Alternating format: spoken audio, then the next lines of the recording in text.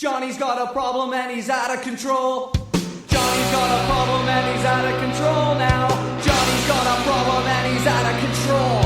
Johnny's got a problem, he's out of control. Johnny's got a problem and he's out of control. He's got static on the brain, out of control now. Johnny's got a problem and he's out of control. Hello and welcome to the 6th episode of Jughead's Basement, featuring the 1999 release of the Lillingtons' second full-length studio recording, Death by Television. Released on my very own short-lived record label, Panic Button, co-owned with Ben Weasel. The Lillingtons, or as I like to refer to them as, the boys from Wyoming, had a short but intense career from 1995 to 2001. And then, about 7 years later, they rejoined in the studio only to put out one more record, their fourth and last full-length studio recording, The Too Late Show. Their influences have been subtle but long-lasting, and to me, they put out some of the most genuine, melodic punk music to have been released within the whole small but mighty pop-punk scene. I hope to show that this band from small towns in Wyoming had helped, along with a small handful of other bands, to reinvigorate and reinvent a unique take on the simple yet elusively difficult to construct music of the often insular and stultifying scene known as pop-punk.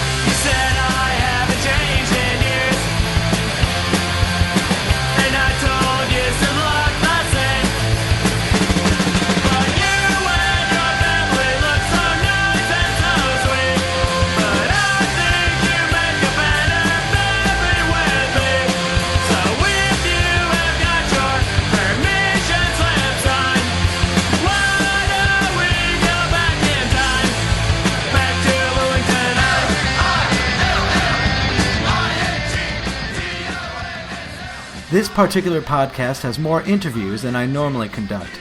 You will hear sections of a few extended interviews of Kody Templeman, Tim O'Hara, and Cory Laurence of the Lillingtons.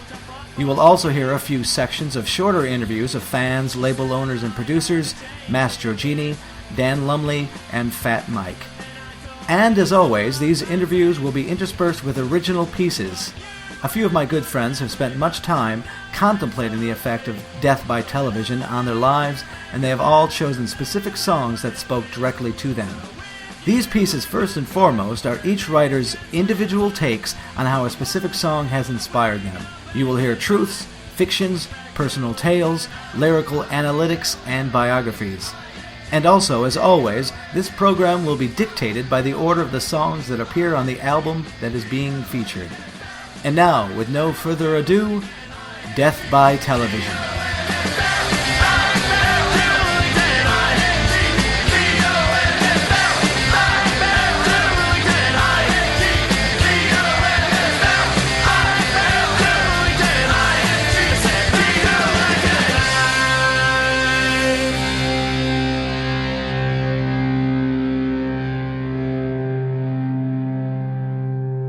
What is the Lillingtons? I guess Lillingtons would be something different. If you ask Kody, Cory, myself, everyone would probably answer something different. So, in me, the Lillingtons were three guys in Wyoming that stumbled upon some great punk band and wanted to do what they were doing. Wyoming's behind the times as far as trends and stuff. There's not a whole lot to do there. The town I lived in didn't even have a McDonald's. We didn't have any fast food restaurants.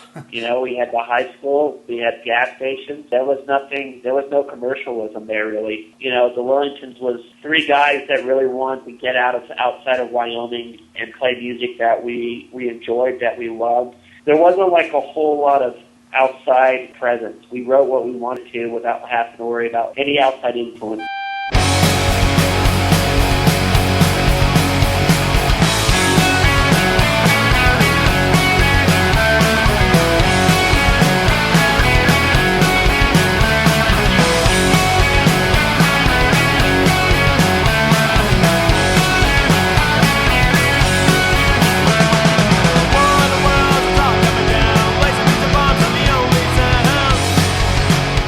Kody Templeman? Yeah. Well, you sound pretty good. Yeah, that's what the ladies tell me.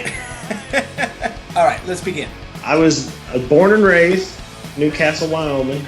I was listening to music when I was growing up as a kid and stuff, and when I was in junior high, a bunch of our buddies thought it would be cool to start a band. You know, we had the J.C. Penney Christmas catalog, and they had guitars in the back of that, so that's pretty much how we did it. We formed a band before we had instruments. And you actually got your guitar from J.C. Penney? Yeah, my first one for Christmas. You just looked at the catalog and you picked out the one that was most shiny? Yeah, it didn't have a head on it either. It was a headless guitar. Yeah? Yeah, it totally was.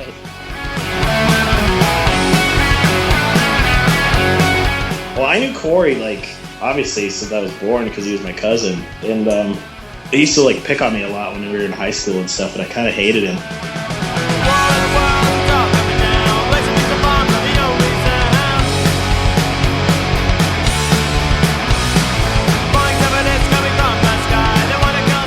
Where exactly were you born and raised? Newcastle, Wyoming. Same place Kody was born. Were you close in miles or were you down the street? It depended as we grew up and stuff, but eventually at the time we did the record and both of us started playing music, he was actually less than a quarter mile down the street in a quick walking distance. Now he said that when he first, I think when he was growing up, you were older, so I think he was maybe a little intimidated and thought you were a little bit of a bully. Maybe so, I guess. I think I was probably the band asshole. You know, everyone's got to have one.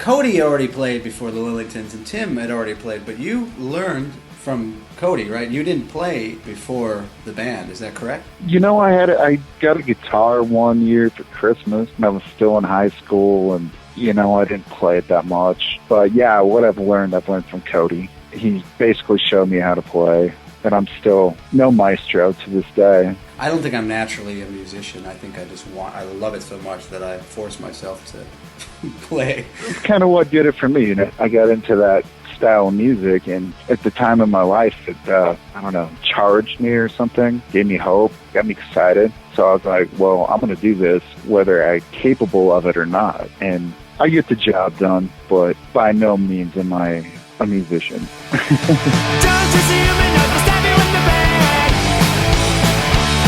Who did you meet first, and what do you remember of that experience? First person I met was Kody. I guess it would have to be the summer between my 8th grade year and my freshman year. My band finally kind of had our shit together. Kody played in a band called The Hybrids, and his drummer was named Shane. Shane actually lived in Douglas during our 6th grade and 7th grade year, so I knew Shane. And Shane moved away up to Newcastle, and him and Kody and another guy started their first band, The Hybrids. And so Shane calls us up and says, hey, we got this band, The Hybrids. You guys ought to come up to Newcastle and play a show with us. And so we conned one of our friends to drive us up to Newcastle, and we came in, and I met Kody, and anybody who knows Kody knows that he's got a shy, reserved streak in him, and that he really doesn't come out of his shell unless he's forced to. I was really surprised to see that he was the singer, but then I remember listening to The Hybrids. They covered Dingbat by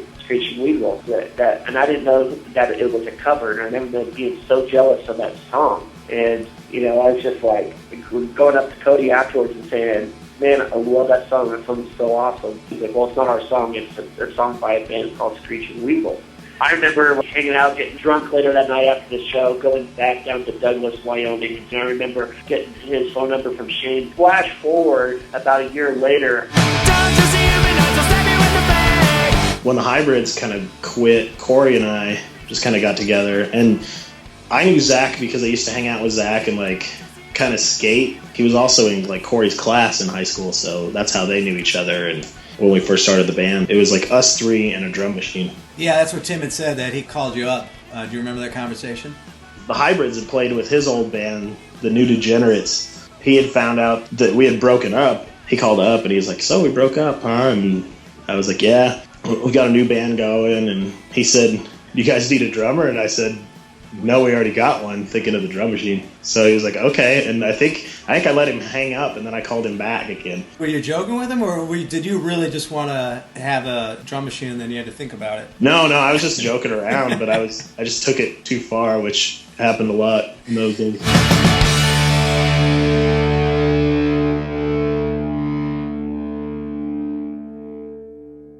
When I asked Kody Templeman if he had any suggestions for writers to participate on this program, he mentioned a man named Tor, T-O-R, who lives in Norway. Tor is an economist. He works as a market access and governmental affairs director with a big pharma company in Oslo. He is a pop-punk enthusiast, and also he plays drums in the band the Lillingtons.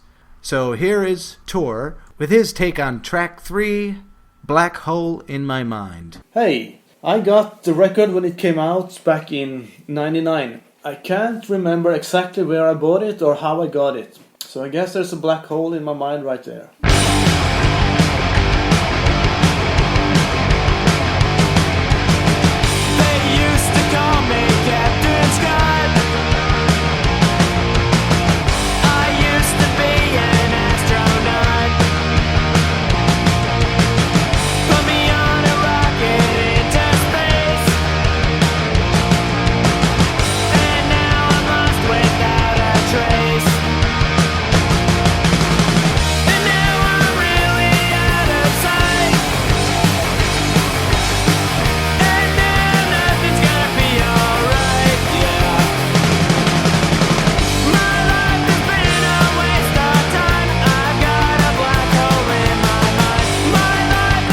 But I do remember the feeling you get when you listen to a new record for the first time and realize that you might just got yourself a new favorite record.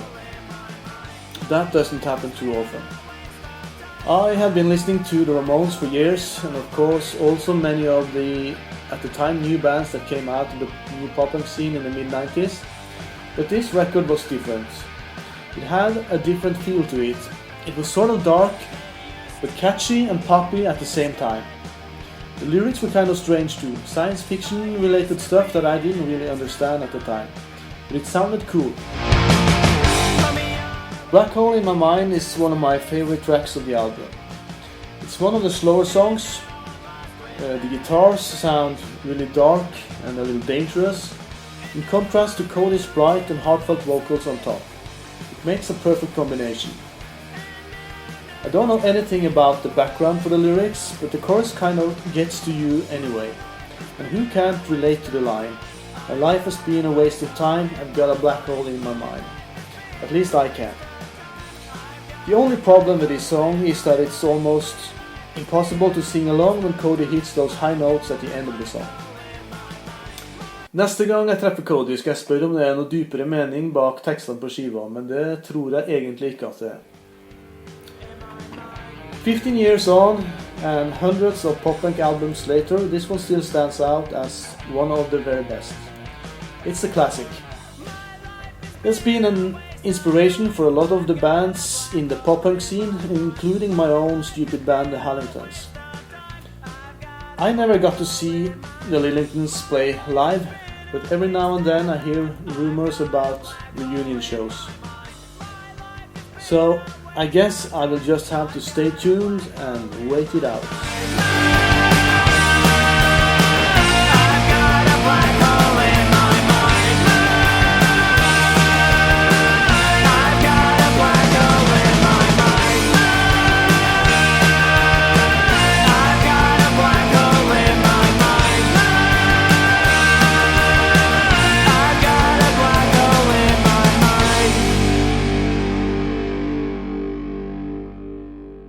Kody had said that you brought in the title I Saw the Ape Man on the Moon, and he thought it was ridiculous and stupid, but then once you guys started writing, the lyrics just sort of happened.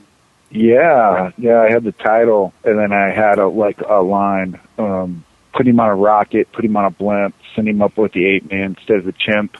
And Kody goes, "That is the stupidest fucking thing I've ever heard in my life." I said, "Let's use it." And that kind of started the whole record from there. I think Kody had finally had enough too, and he's like, "Fuck it." And I think we wrote this song in like 5-10 minutes, and it was done.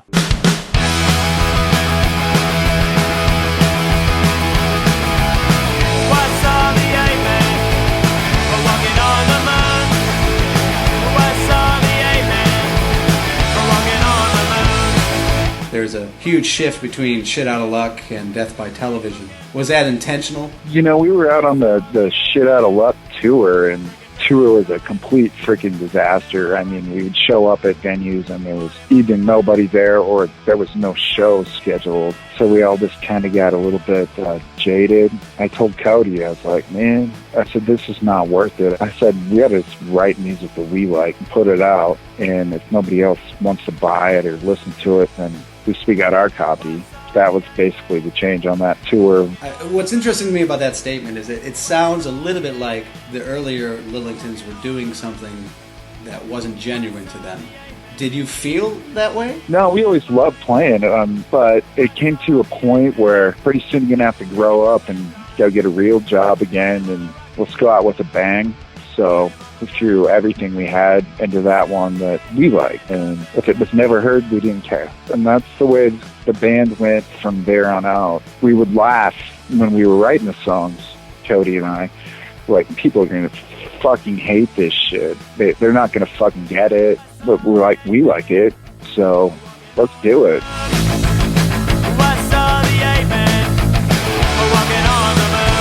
The songs are almost all based on like these B movies. Did you just had seen a lot of these already, or did you start looking them up once you decided on a theme? Honestly, like, I didn't even really watch that many like B movies when we did that record. We just thought that shit sounded cool. Like when we did Shit Outta Luck, like all those songs were girl songs, and like I'd never been in a serious relationship at that point.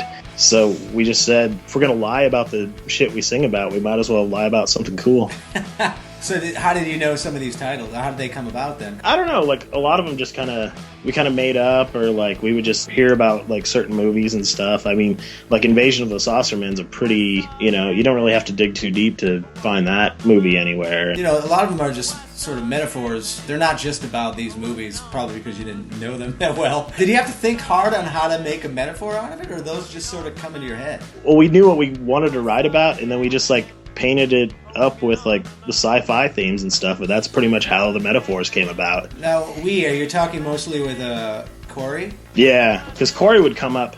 The whole shift was like Cory came up with I Saw the 8 Man on the Moon was the title of his song, and he's like, oh yeah, that's a good title, we should use that. And I always thought it sucked, and so I would tell him, I was like, we're not writing a song about that, that's stupid, that's retarded, like everybody will laugh or whatever. And then we were just dicking around one night and wrote it in like 5 minutes, almost as a joke. And then the next day I remember listening to it and being like, wow, this kind of turned out cool. And that sort of clicked, and then it sort of opened your mind more to not thinking it would be stupid. And another thing too that was kind of funny was the Carlisles, like Ray and Brandon, when we would play with their old band and stuff, they always used to say that they hated I Got Abducted by a UFO because the lyrics were so stupid.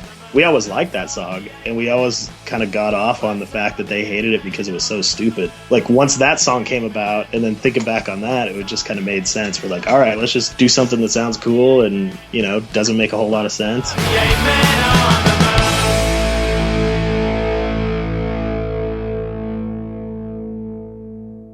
How was it decided to go to Master Genie and Sonic Iguana? Was it talked about? There was like these unwritten parameters, like everybody just knew. It's like, all right, well, so we're going to go there. That's just how it was. It wasn't like Cory called me up and said, hey, we're going to go, we want to record with Max. What do you think about it? Oh, hell no, we're not going to do it. I don't have anything to base one studio on from nothing. I'm 18, 19 years old. I'm just like, oh, that dude recorded Squirt Gun and you just recorded Screeching Weasel. Okay, let's go there. You raised all that money yourselves. Yeah. Well, Cory was working in the oil field, and like I was working at the grocery store, and we were saving everything we made. Like we didn't have anything, like we didn't have anything nice. We just took all our money and spent that, just to go tour and come back broke and do it again. And that's pretty much how like we ended up paying for Death by Television, was just from our jobs, Today I'm dragging ass because last night I stayed up late.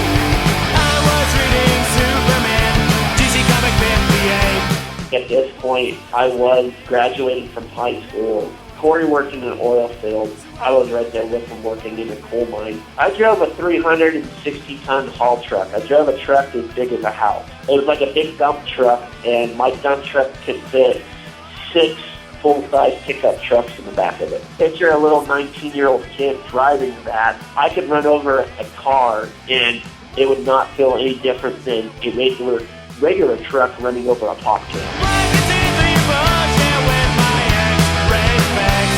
You're taking the van across the country to Sonic Iguana. Did you know much about that studio?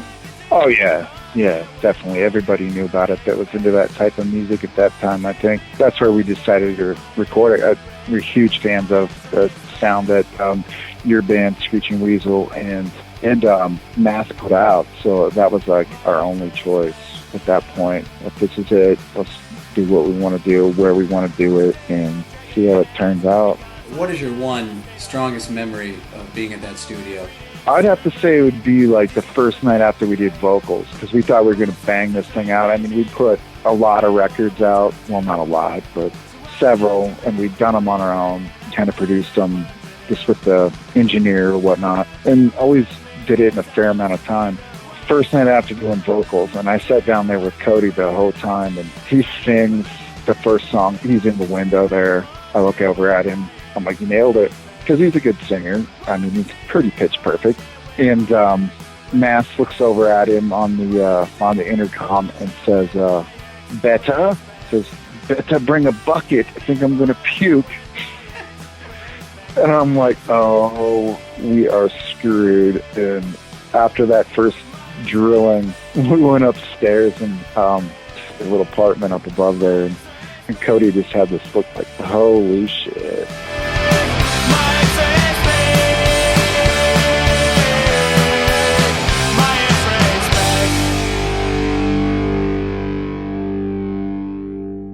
This next performer has been on Jughead's Basement quite a few times now, and I always expect something a little strange and different. I very much appreciate his take on the creative aspects of this program, and I hope you enjoy his piece. His name is Greg Allen. He is the founder of the Neo-Futurists. He is a writer, director, actor, and all-around good fella. So here is Greg Allen with his take on track 6, Invasion of the Saucermen.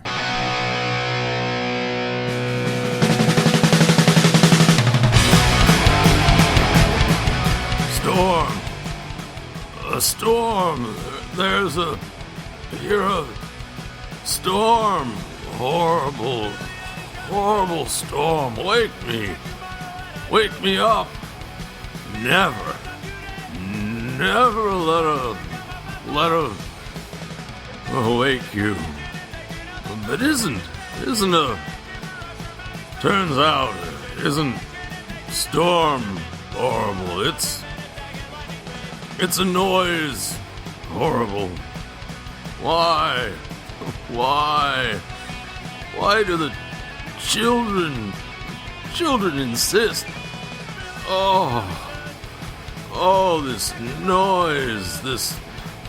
This noise, so horrible. I ask. Music? Ha! Music, they say. Ellington? Duke? Lillington's horrible. Not Duke. Not the Duke. Noise. Just noise. So loud, noisy. Why? It's unnecessary. Angry. Repeating. Angry over and over. So loud. Angry. Invasion of the Saucermen. What do I care? Let them come. Invasion?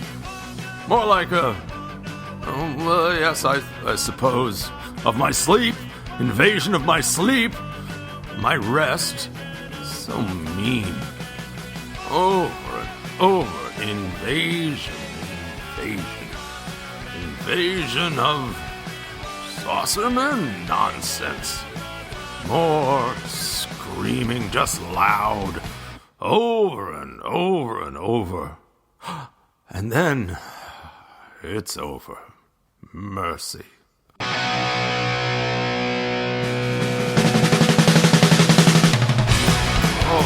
Oh, no, not over. More. We wonder where, we wonder when, we won't know when, whatever.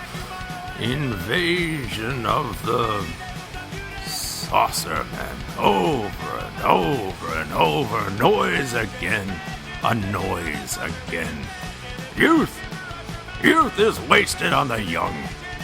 So loud, so angry, so noisy. Oh.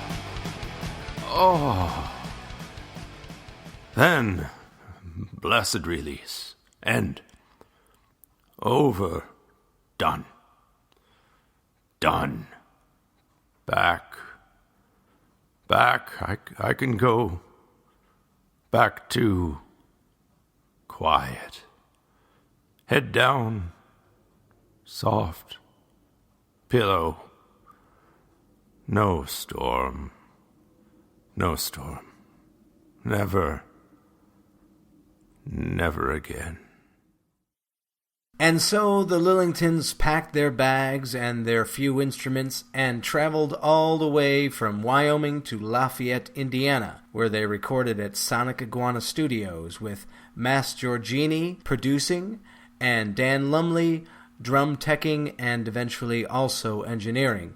So, here to represent track number 7 is first Dan Lumley, also known as the drummer for Squirt Gun, Screeching Weasel, and the Mopes. And then you will hear from Mas Giorgini, producer, engineer, bass player from Squirt Gun, Screeching Weasel, Kamen Rider, and many other bands. He is also now a teacher and scholar of Cervantes' Don Quixote. So here they are, track 7, You're the Only One. I was a drum tech, and then I engineered the drums and helped judge the performances, because back then we were doing it on ADAT tape, and you pretty much had to go with one tape on the drums. You couldn't punch in, if there was a rough spot, we'd usually have to do it again. So, I would listen back and help them judge. Every time they would come out with another song, I was like, I previously thought the song before that was the best one on the album, and then I'm like, give me a break. They've got so many good songs on this album. It's amazing. So I just remember thinking, this is going to be a really, really good album. I just remember mostly how fun it was to hang out with the guys while they were recording. They're nice guys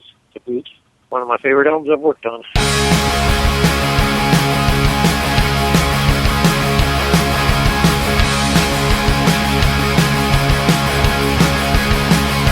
Well, I'll tell you what. First of all, they sent me a demo tape. The songs were excellent. They're the same songs. They were played a little sloppy, and the recording was, of course, primitive.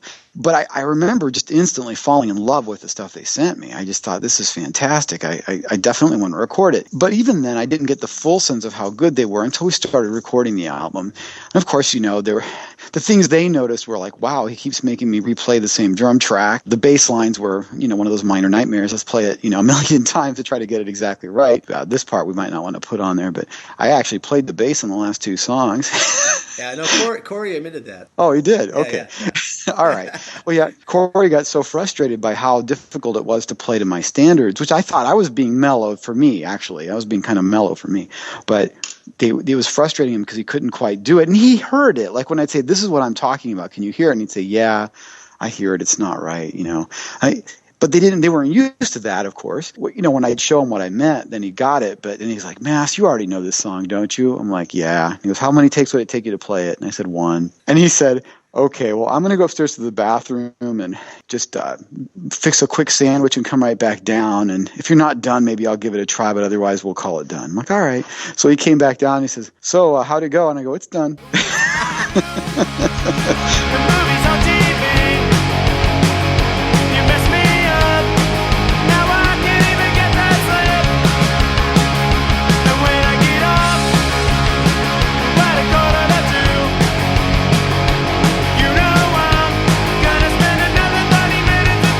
That's that's actually one of the reasons I like Cory. Both of them, they just don't care. They just want it done. They want the music done. Yeah, there's no big ego. They were very, very humble musicians who every time I told them, this stuff is brilliant, they'd go, oh, God, I don't know. We're just having fun. They're just fun songs.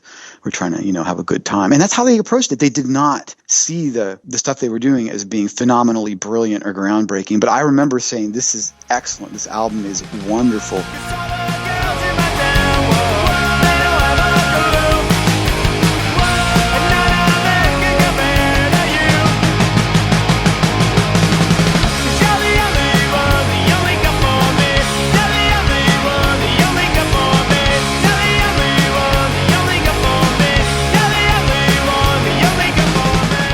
There were a couple of moments where I suggested harmony things that they hadn't thought of, and they liked them. We were on Black Hole in My Mind, and I was, as he was recording the vocal, I came up with this little harmony part, and I told him about it. He goes, oh, I like that. Let's do it. I'll double it. And I'm like, no, not double harmony. Actually sing different notes. And he knew it. He just didn't know what it was called. They hadn't talked that way before. I didn't know that harmony was a different thing. The word, I'm not talking about the concept. I mean, let's face it, Kody's brilliant. Yeah, he's like a natural talent. But I could see, understanding, not knowing the actual words. In punk, that's what, me and Ben were like that. We didn't know what we would say 3rd fret, 4th string, we didn't know. So it makes sense that punks that learn on their own just make up words for what it is. Do it. Yeah, but he is definitely a naturally gifted musician. He hears it, and that's another thing. The guitar tracks went rather smoothly and quickly. He's a very gifted guitar player, too. I mean, I know he doesn't try to play ridiculously difficult parts, but everything he plays pretty much perfectly. He's got very good rhythm and very good control of his fingers. And his voice is fantastic, and he's got an incredible range and very good pitch and just wonderful sensibilities of how to write a melody. And I think that came through, and I remember being blown away during the session of how well it was going. And of course, the poor guys not being used to me being so nitpicky, but we got along well. They never got angry at me. They were very kind, very sweet.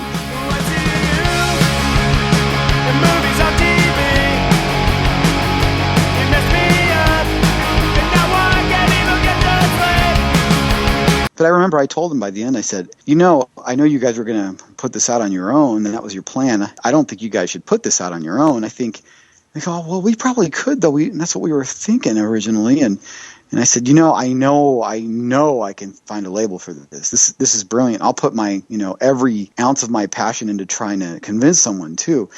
And I said, right away I can tell you, I think both Fat Mike and, Ben and John at Panic Button I think both those two labels would be thrilled to put out this album. They couldn't believe that I would say that. And I said, I'm not just saying it, I really mean it. And so I sent off the copies of the cassette, I remember. And I remember that Ben replied and said he liked it. And then I talked to Fat Mike the same day, and he said, no, Mass, I think it's pretty cool, but I just got to pass.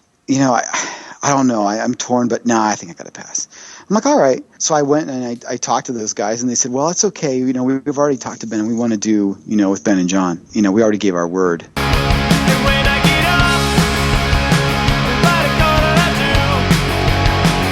The next day, Fat Mike called me back. I can't get these songs out of my head. I keep thinking Neil Armstrong's going to take the banana away and the Black Hole in My Mind. And no, I was wrong.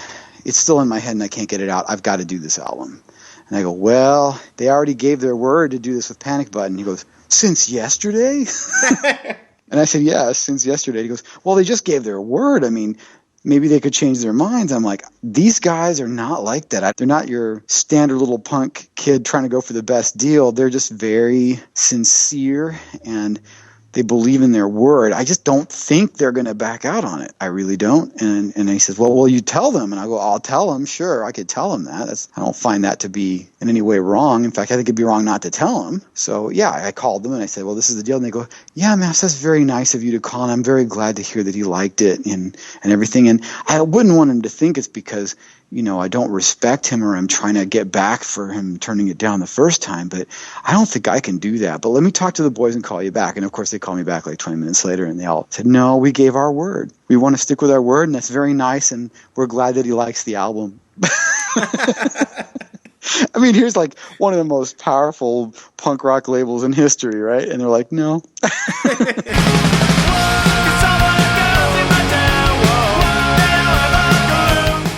And I just find that to be one of the very charming things about the band. They're very sincere. They speak from the heart. They don't think their music is that important. They enjoy it. They're having fun, and they want to do what they like. And isn't that what we should all be doing? Yeah. I mean, I feel like I've been lucky. I've been able to be involved in some very special albums, but, Lillingtons is right up there. I mean, if I had to name a best one, it'd have to be one of them I'd consider. I wouldn't want to have to name a best one, but but I can't deny that is a very special album, and it's fun to listen to. It's just so much fun, and it's so good. It just has all the right spirit of a very positive feeling punk rock album without ever being corny or cheesy. It can talk about silly things without descending into stupid, and it can talk about dark concepts without sounding too pretentious. It's a pretty magical formula, and it worked only for them because they are the Lillingtons.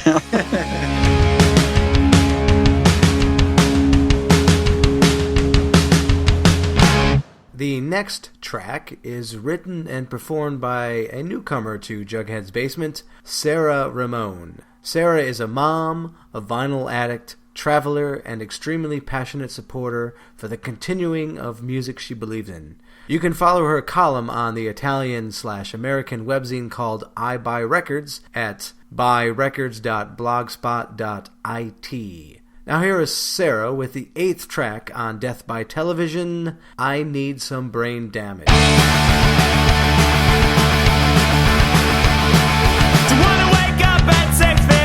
One of my passions, aside from being completely music obsessed, is reconstructing band shirts. I've spent many hours at my sewing machine, making my collection of them look a lot more personalized and feminine.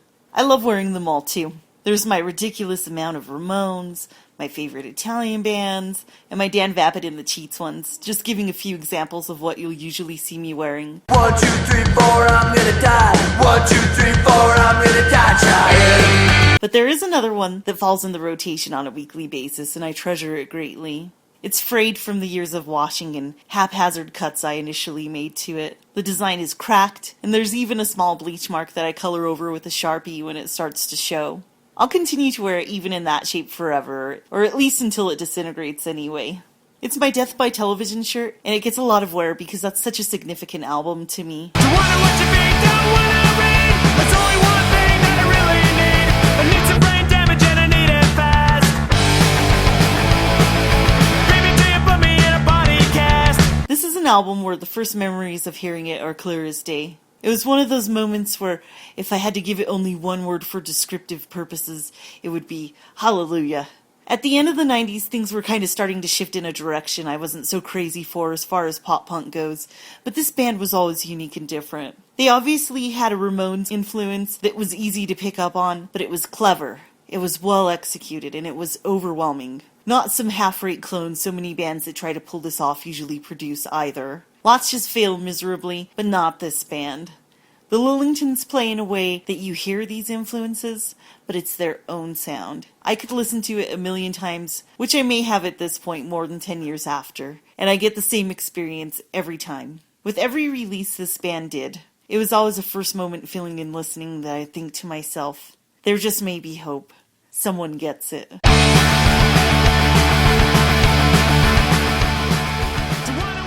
I adore the entire track list too, but in just picking one that stands out definitely, it's I Need Some Brain Damage. Right from the first second, those guitar riffs start thundering through, and they're engraved in my memory. The lyrics play out well with the frustration of everyday life, with the line of, don't want to go to work at the Dairy Queen, that made me laugh and smile when I first heard it, because as a teenager I actually worked at one of those places at my first job, and I hated it there. Little things like that paired with the music my heart believes in most backing it. Kody's vocals that were just a welcome and fast addition to my all-time favorite vocalist list, and the genuine simplicity made it so easy to relate to. Everything clicks together in that song, and I fall for it instantly.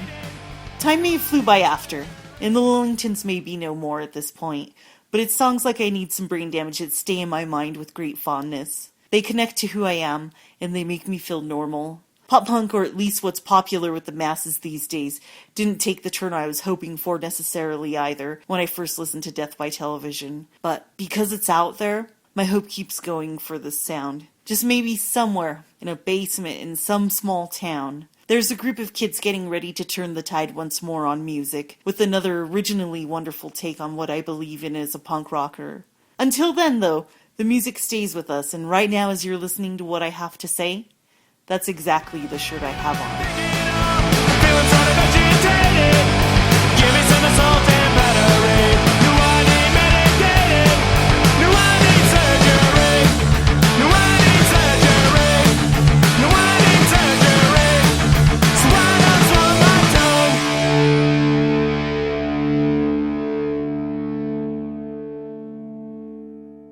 Was there any kind of different recording approach? You know how Mass is pretty anal and works towards perfection. Was there a big change in how that was recorded from your previous stuff?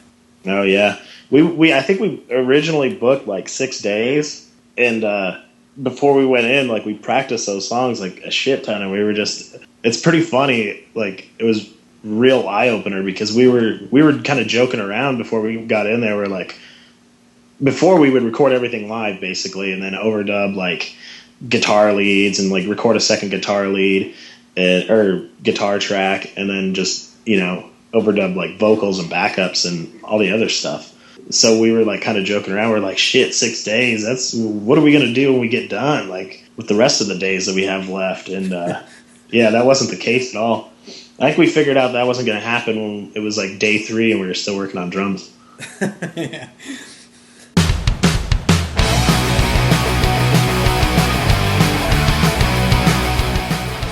I remember pulling up to the studio outside, and we're just like looking at this building, and we're like, "This is it? What? Are we in the right place?" And I remember them checking the address, and I remember Kody walking around the one side of the building and coming back and saying, "No, that door's locked," or this or that. And then Max finally came to the door and let us in. And I remember going through the doors and coming into the main control room. I remember going into the control room and looking up at the sides of the walls and seeing like all of our heroes' bands up on the wall. I'm dreaming. After all the hard work that we've done, and I couldn't believe that we were there, and so many great bands. Matt has all of those CDs that were framed and up on the walls and stuff. It was just unbelievable. I mean, walking in there and seeing so many great bands on the wall, it was breathtaking. You work really hard and you walk in and you're like, all right, man, this is it. We're doing it. It's kind of like where you realize you're doing it. Did you tour immediately for that record? And was there any difference in audience reaction from before and after that record? Yeah, I mean, when we toured before with Shit Out of Luck, nobody showed up to the shows, so that was a major change right there. You know, there were people at the shows. The first tour we did after that record came out was with the Teen Idols, so like all the shows were really, really good because they were doing really well at the time. They were one of the funnest bands to tour with. Did you feel you held your own alongside the Teen Idols? I don't know. Like, I think a person's always more critical of themselves than anybody else, but in some ways, yeah. I know before we did that tour, we played a few shows in Wyoming with Homeless Wonders and canceled out halfway through because we realized we sucked. So we went home and practiced our asses off for that tour. So is it hard for you to distinguish between knowing Kody then and then knowing him once you were in a band with him? I don't think so. We knew each other well. When we were in the band, it was interesting because I remember one trip we drove all the way to Texas for one show, and it was just him and me in there most of the way. And, you know, there's like comfortable silence. Hours would go by, and we wouldn't say nothing to each other. We just listened to the boombox that was up on the dash, to whatever mixed cassette we had up there. I don't know. I think that's how you know somebody, is if you don't have to constantly be talking. And it got to be that way with all three of us. You know, we'd go on tour and none of us would talk the whole way unless we wanted to stop or something. Whenever anybody jumped in with us and we went for a little ways, they were like, "You guys don't talk." Well, we're like, well, there's no need to. We already know what the other one's thinking, so what's the point? We're just comfortable. Was there a moment where you really thought you guys gelled as a band? Yeah, I think like right before we did Death by Television, it was definitely like the point. We would practice a lot. When Tim would come up, he would stay all weekend and we would practice for, you know, hours and hours playing the same shit over and over again.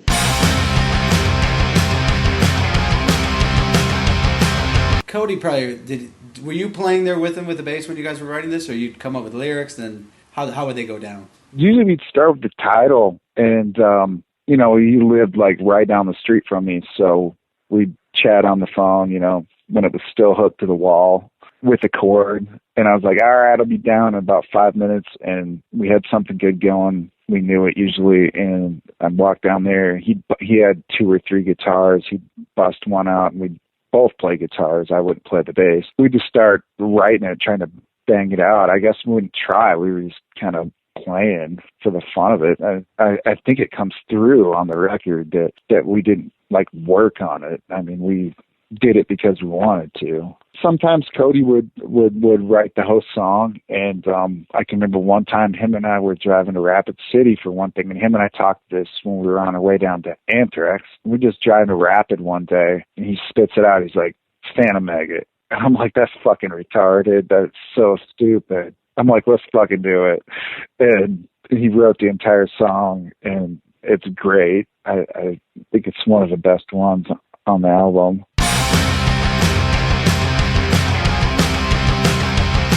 In 1999, the Lillingtons were going to call it quits, so they recorded what they felt was an album for themselves. But as one last-ditch effort, they sent it to a few of their favorite labels. Panic Button was one of them, ran by me and Ben, and Fat Records was another one, ran by you. Why didn't it end up on Fat Records? Well, it's funny because I listened to the tape and I liked it, but I just kind of thought, this is, you know, standard pop punk. Guys are from Wyoming. I haven't really heard of them. They don't really have a name for themselves, and it's a decent record. So I called them up and said, yeah, I like it, but I don't really want to put it out. And then the songs just got stuck in my head, and I just kept listening to it. Like, oh, just put this on in my van because it's pretty good. And I couldn't stop listening. So the next day I called them back and said, you know, I changed my mind. I would like to sign you guys. And I said, well, you blew it because now we're on Panic Button.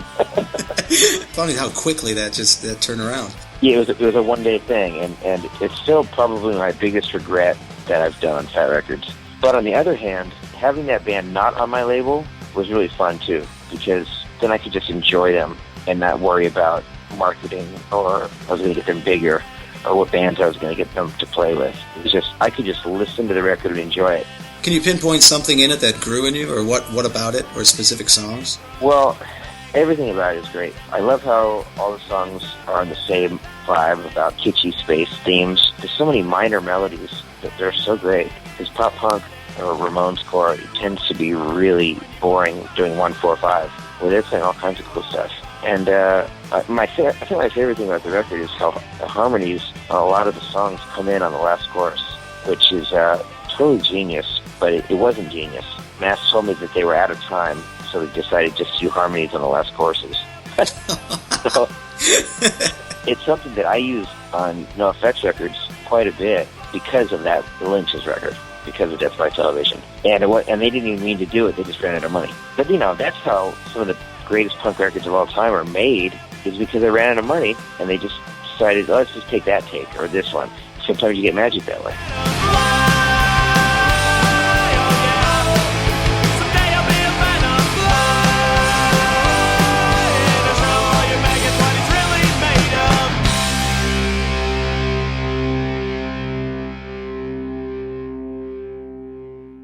And now, for the first time, you are going to hear my bosses and producers at Tuesday Night Hootenanny, Jeromy Corp, Sam West, and Nick Miner, contemplating, pondering, wondering, and talking about the 11th track on Death by Television, Robots in My Dreams.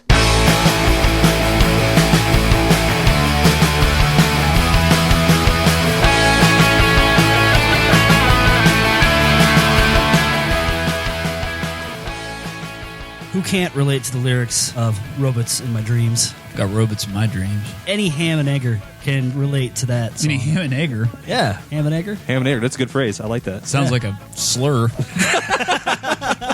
No, that's it just means like a 9-to-5 guy. Ham and egger. Ham and egger. Yeah. Haven't heard that. Here goes the neighborhood, a bunch of ham and eggers. Jeez, it's almost every day I wake up and I'm like, oh, God. work. Yeah, I love this band, especially re-listening to it now. As much as I like Teenage Bottle Rocket, like kind of hearing them grow up, being part of it, because I mean, I bought this record. Oh god, it was late 90s. Late 90s. So I mean, I was still a baby as far as my musical tastes were concerned, and came out on Lookout shortly before they completely fell off. You can kind of see the growth of Kody's songwriting if you go from something like that to like a more recent Teenage Bottle Rocket thing. Yeah, it's just kind of neat to be there and watch it progress, being invested in it like that, and just seeing what it turned out to be. Yeah, that's what's neat about getting into people with such longevity. Oh, yeah. You kind of follow the growth, especially in songwriting. People who don't understand that kind of music, they hear it and they think it's really simple, but I don't think they realize how incredibly difficult it is. Yeah, because there's a lot to write of a song that sounds so simple. Oh yeah, there's a lot of neat harmonies and vocal work in the end of that song too. That it's not easy. Just because you know 3 chords doesn't mean you can put that out. You got to put them in the right order. They're really good proof, the Lillingtons, how to put together a good punk song. Yeah. I think the Lillingtons were a perfect band for Lookout. Oh, yeah. Especially at that particular time because all the Lookout staples were kind of falling away. Changing of the guards took place. Might have been the last really great signing of a band that should have been on that label. Yeah, I got into my first wave of punk bands like Green Day, Screeching Weasel, The Queers, and then with the second wave, like these guys, Squirt Gun, it really brings me back to when I was still finding new music I was really into. And getting excited about it still. I haven't heard the Lillingtons before. Because a lot of the Lillington stuff was B-movie based. I did hear that. A lot of monsters and robots and... They have like a very kind of Universal Monsters, old sci-fi feel to that entire record. And it was another album that was produced by Master Genie. You can't really get any better a producer when it comes to that kind of music. Oh. That's my first time hearing that song. I enjoy it immensely. You a fan now? I am a fan now. I'm very pissed that no one threw me a CD. It's like, hey, listen to that. With all the Lookout stuff you guys got me into, I figured... I think it was on the way down for you. Yeah, it was. It was really late from when we would really pay attention to Lookout. It was kind of in that era where shit would slip past because everything was so hit and miss by that time. Yeah, exactly. Yeah, because that was Panic Button, which was John and Ben's imprint label on Lookout. It came out through Lookout, but technically it was on Panic Button Records. I had a real job. I had things to do, then not spend my money on albums upon albums. Things fell in the cracks for me. Granted, I did have a radio show at the time, but... You did, and this would have been perfect because this was right up the alley of what you played then. I know. The emo scene came out, and I kind of fell on that wagon for a little while, and I think everything else just fell by the wayside. That's when I stopped being your friend. So now I'm a little disappointed that I missed this. But you get to rediscover it now, and this is actually kind of perfect. 2 guys that are familiar with it, and 1 guy checking it out for the first time. No, I will definitely be. You're familiar with Teenage Bottle Rocket, right? Like you listen to them a little bit. I haven't fully listened to an album yet either. Well, I'll tell you what, Kody Templeman is a great songwriter, and I think you would probably love all of it. I'm still living in the past of other things that have come out. So busy revisiting Refreshment's greatest hits.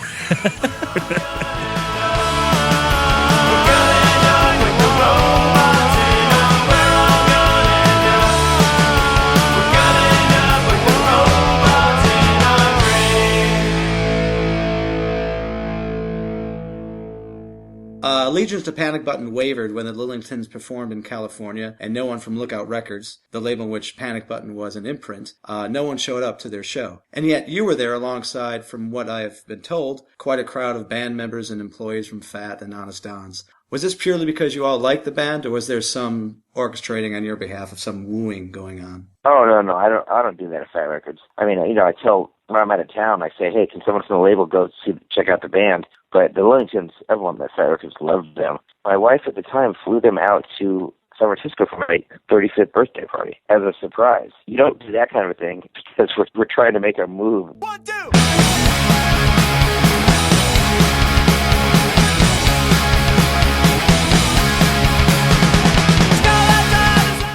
What sort of happened when Tim left? He was kind of like, he went on a mission, like a Mormon mission, and it's something like that he wanted to do. And there were times when we like didn't really get along with Tim that well, because Cory and I were super uptight, way more than we needed to be.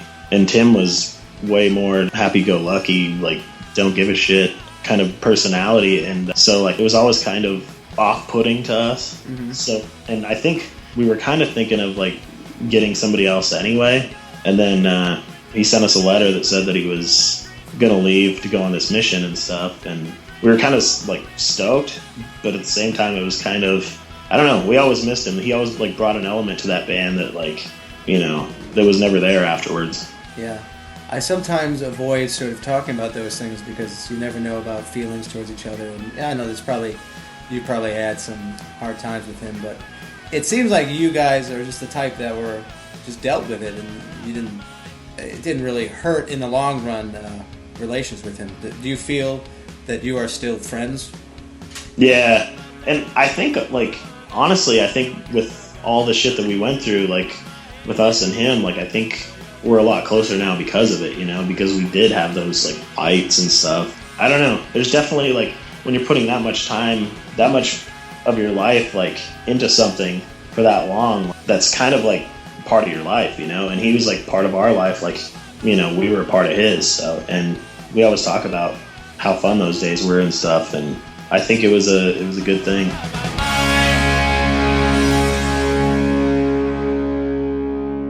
You left the band. Right.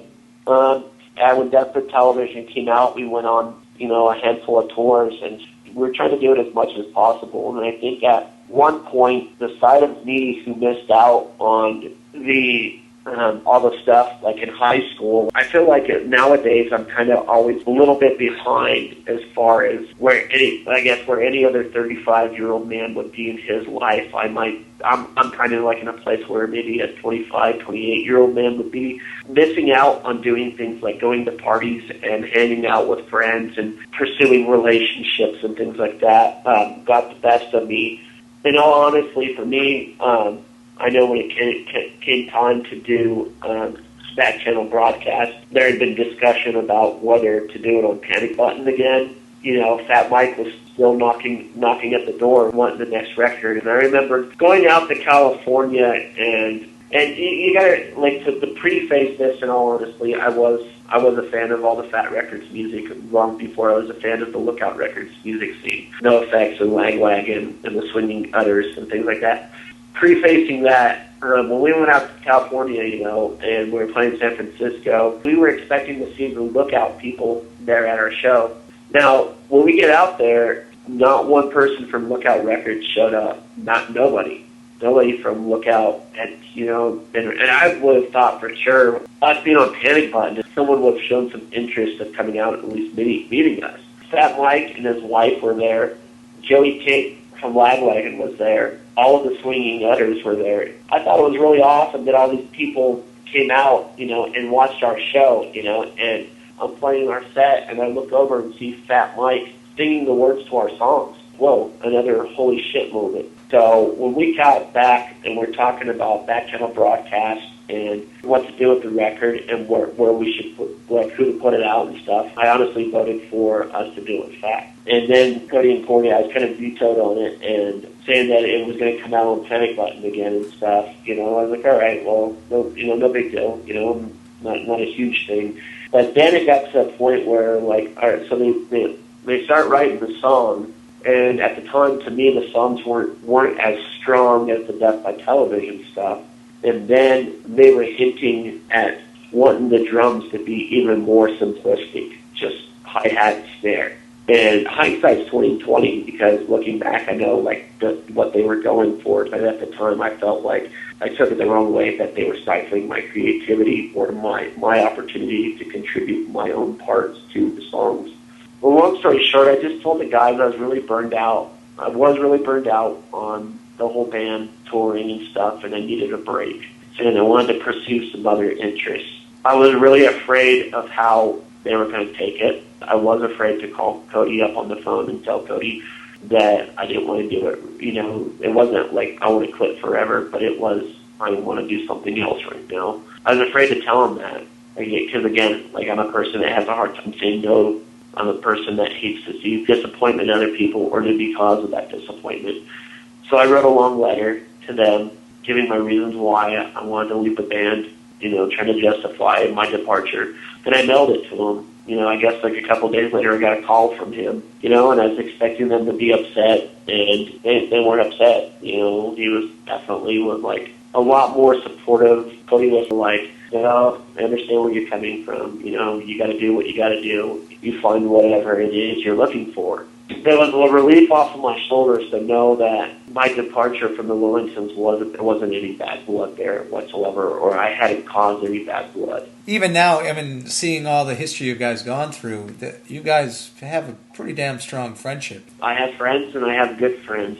apart from those friends, I have the Lillingtons. Cory and Kody belong in their own category of friendships that there will never, ever be any other person, save maybe my future wife, that would be able to have that same kind of friendship and that bond and that loyalty I have to those two guys.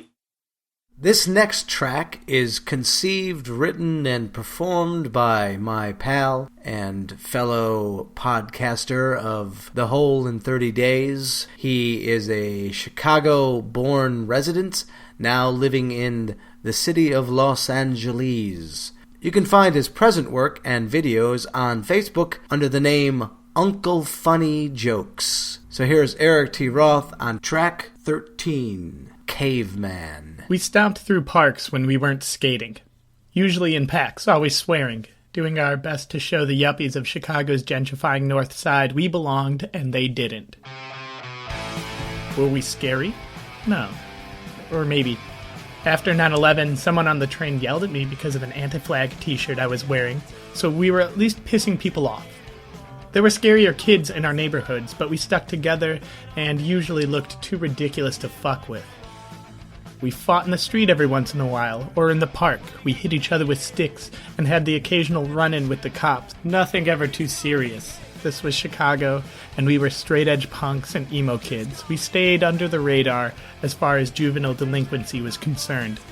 Occasionally, a friend would say something racist or homophobic, and then other times they would quote Family Guy.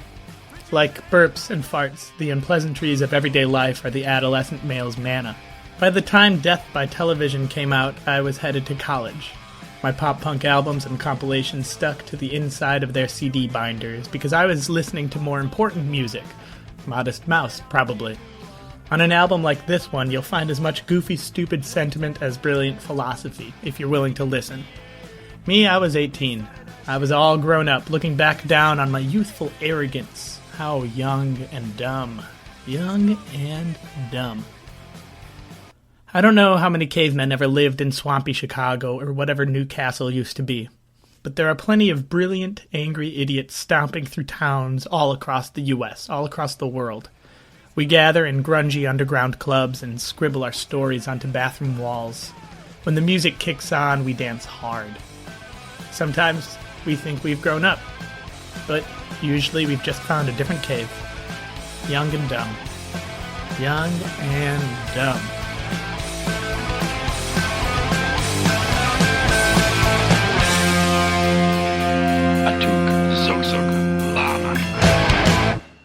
And I talked to Kody a lot about his shyness and him trying to work through it. Did you experience anything about him being shy or not talking? Well, yeah, all the dudes. No one in the band talked. And I remember I took him out to Japanese food, and they'd never had anything like it. And I'm not talking sushi. I'm just talking, chicken teriyaki. And I go, you never had Japanese food? And they're like, well, we're from Wyoming, and there's a McDonald's and a Denny's and a Chinese food place. So Chinese food is really the most ethnic food we've ever had. Just a record ago, you were like, oh, this is it. Maybe we'll throw in a towel, and then here you are. Crowd's picking up a bit, and now you're doing another record. Was that difficult to you to have to deal with all that? Yeah, it got a little messy at times there, but I don't know. I think we're pretty honest guys, and if we give somebody our word, we stick by it, whether it's right or wrong, to the end usually.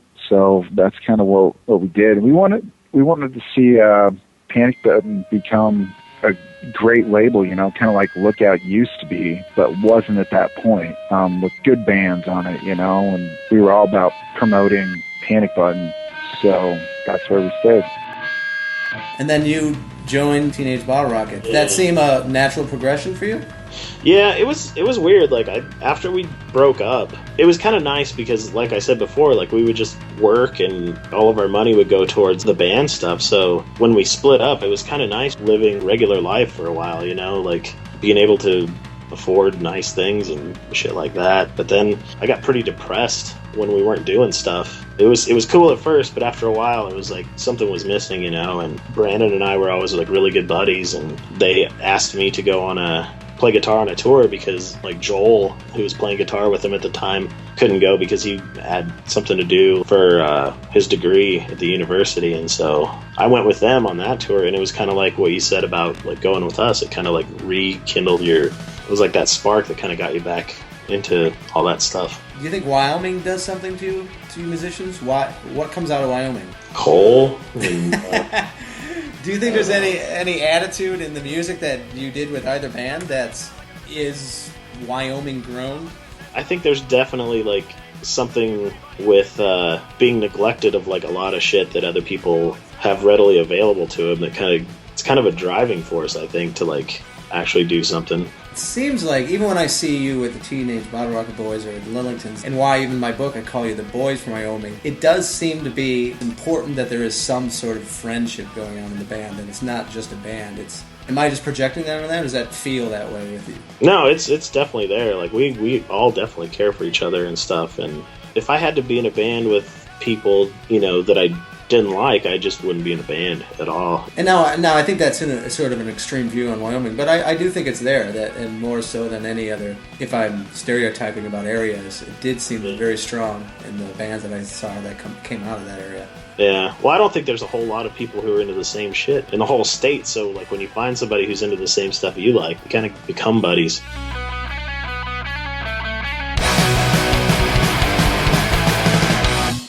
What do you think you guys did that made it a special record, if you were to allow to say that it is a great record?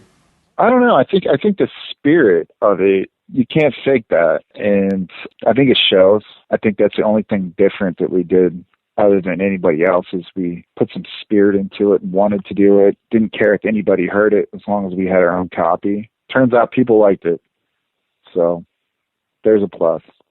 Well, there you have it. I hope that gives you a little glimpse into one of my favorite bands and good friends, the Lillingtons. Thanks once again for listening to Jughead's Basement. Stay tuned next month when we feature a band that I've liked ever since high school, which is almost over 30 years now. Woof!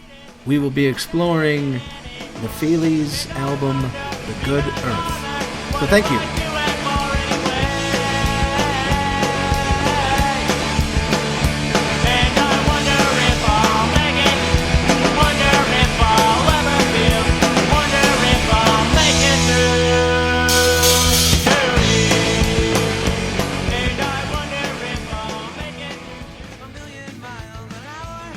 Thank you for listening to Jughead's Basement. Make sure to check out the other shows on the TNH network right here at TuesdayNightHoot.com.